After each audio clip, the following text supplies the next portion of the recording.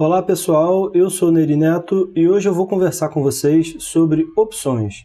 É um assunto que tem sido debatido bastante nas nossas redes sociais e eu criei um documento com a finalidade de mostrar para vocês como inserir as operações no Delambelo Sistemas sem ter dúvidas em relação ao que recomenda a legislação.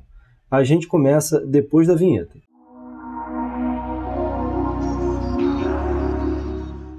Pessoal, eu tenho visto muitas pessoas questionando por que a gente utiliza uma forma de cálculo específica quando você tem a venda de uma opção ou a compra de uma opção utilizando exercício e também quando ocorre uma apuração de lucro com operações com opções. Então, para a gente tentar colocar todo mundo na mesma página, eu criei um documento explicando exatamente essas nuances e eu vou mostrar para vocês como inserir essas informações aqui no Delambelo Sistemas, utilizando uma série de vídeos aqui no YouTube, e vou começar do mais simples para a gente não deixar ninguém para trás. O primeiro passo vai ser apresentar esse documento que eu criei aqui. Ele tem aqui a apresentação das nossas redes sociais, tem um sumário. A primeira coisa que você vai ver nesse sumário é o que são opções.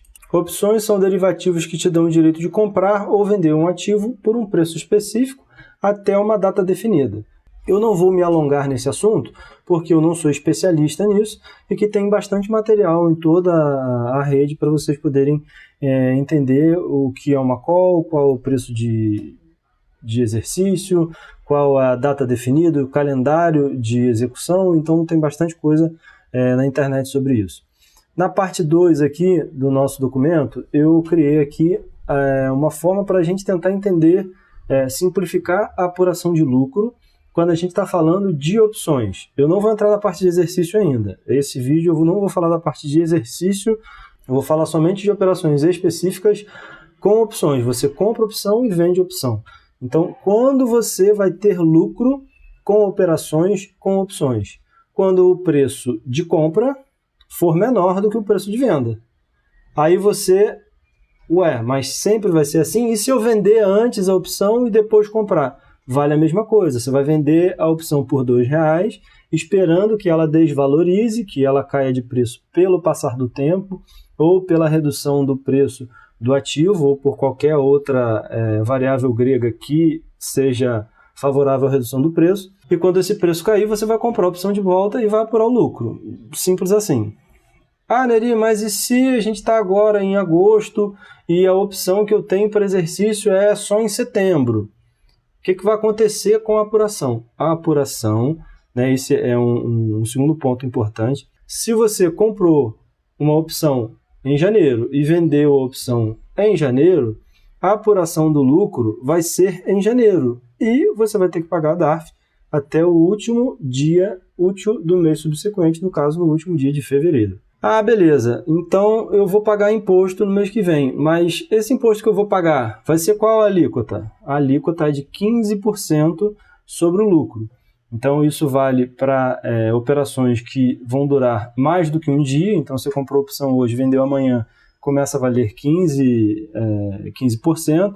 Ou você vendeu hoje, comprou amanhã, também vale a mesma situação. O primeiro evento até o fato gerador.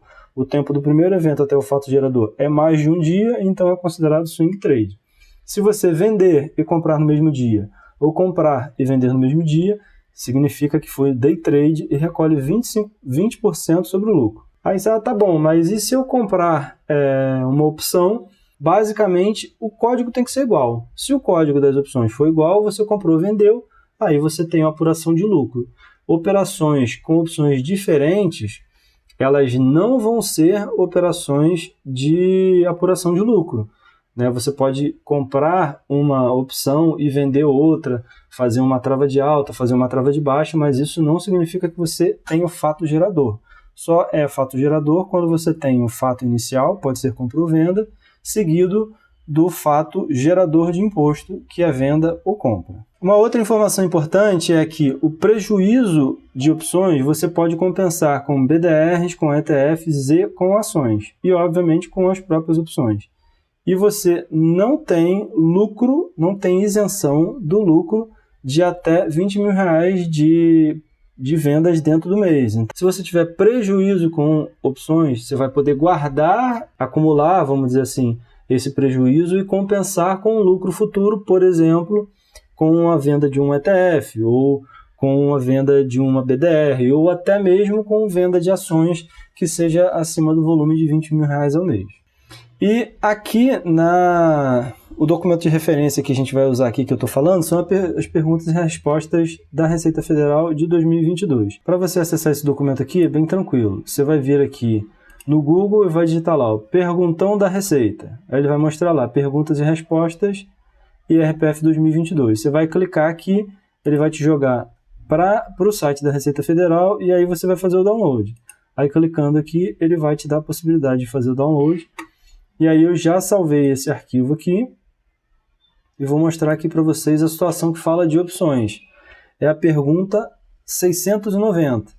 Então, aqui ele fala do lucro com opções sem exercício. Ó, aparece aqui, ó, sem exercício.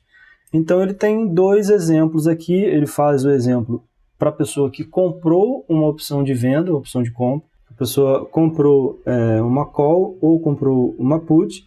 E aí ela vai fazer a apuração do lucro dela. O que vale lembrar aqui? Alguns pontos importantes. Quando você compra a opção, você vai ter um custo de aquisição. É preço médio, é a mesma coisa que vale para ações, para outros ativos.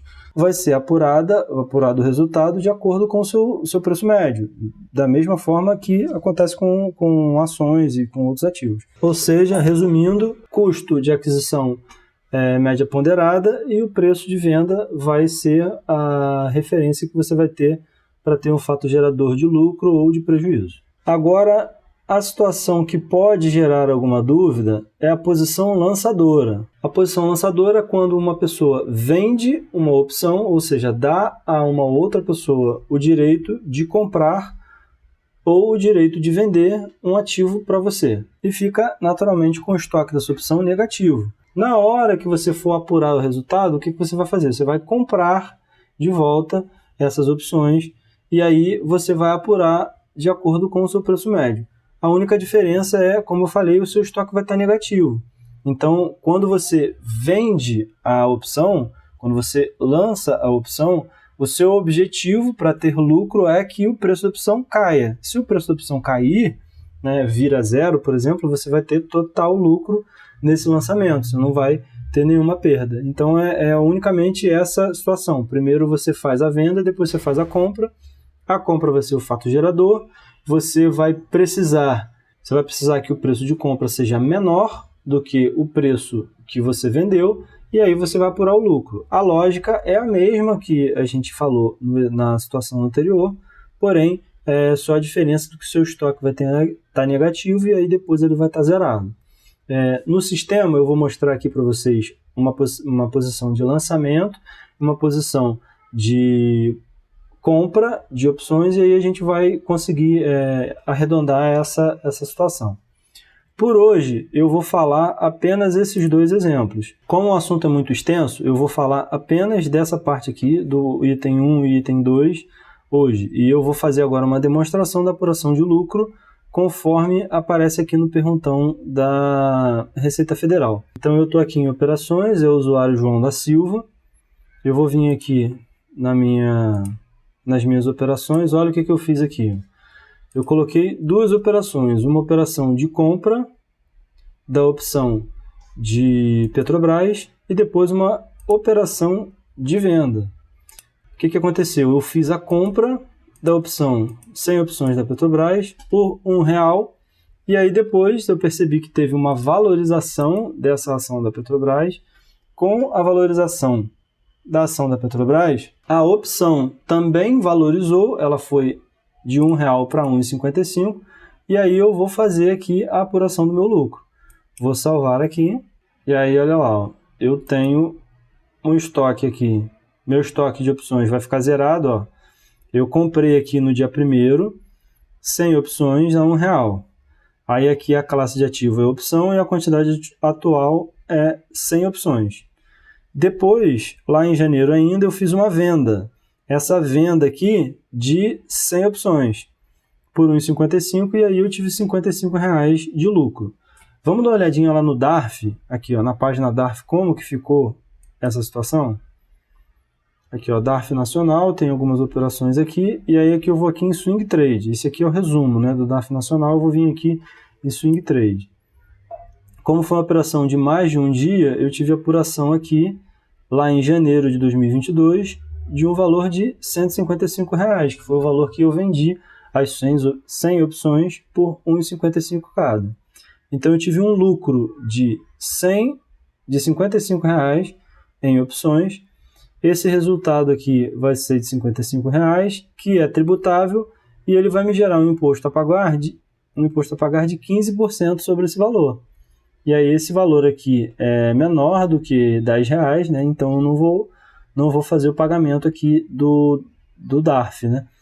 Porém, se eu tiver mais uma operação com a mesma característica, aí o que vai acontecer? Eu vou justamente ter que fazer o pagamento desse valor. Agora vamos imaginar o seguinte, a gente tem aqui a mesma operação que a gente viu anteriormente, eu vou só alterar um pouquinho os valores aqui, só que esses valores vão ser de opções que têm vencimento no mês seguinte.